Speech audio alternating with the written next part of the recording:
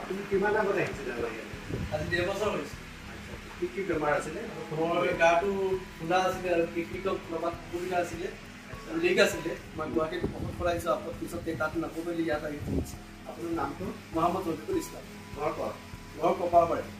আচ্ছা তাৰপিছত ঔষধ কিমানকৈ খাইছিলে মই ঔষধ এবছৰে খাইছোঁ ইয়াৰ পৰা কণ্টিনিউ খাইছোঁ কিডনি ভাল হ'ল ভাল হ'ল বডি চডি ফুলিছিলে বডিটো মোৰ বেছি ডাঙৰ আছিলে এতিয়া জেগাত আহিছে পুৰা ভাল পাম এতিয়া মই পুৰা ভাল কাম কৰিব পাৰোঁ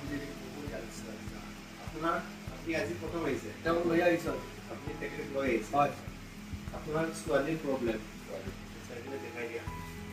এজন ছোৱালী প্ৰব্লেম হৈ আছে ছোৱালী আজি প্ৰথম আহিছে প্ৰথম আহিছে তেখেতৰ আমাৰ 1 বছৰ আগত পেচেণ্ট আছিলে আৰু কিডনিৰ প্ৰব্লেম আছিলে মই পাহৰি গ'লোঁ তেখেতক তেনেকৈ বহুত পেচেণ্ট আহি থাকে আজি সন্মত আহি ক'লে কাৰণে মই এটা ভিডিঅ' বনালোঁ মেছেজ তেখেতে দিব যে কিডনিৰ যিটো বেমাৰী মেক্সিমাম বেমাৰী মানুহবিলাকে কি ভাবে যে আমি এইটো কিডনিটো কাটিলেহে মানুহ ভাল পায় কিন্তু আমাৰ হাতত এনেকৈ ঔষধ আছে যে কিডনি নাকাটি পেলাই তাৰ ঔষধৰ দ্বাৰা কিডনি ট্ৰিটমেণ্ট হয় যিখিনি মানুহ কিডনিৰ প্ৰব্লেমত ভুগি আছে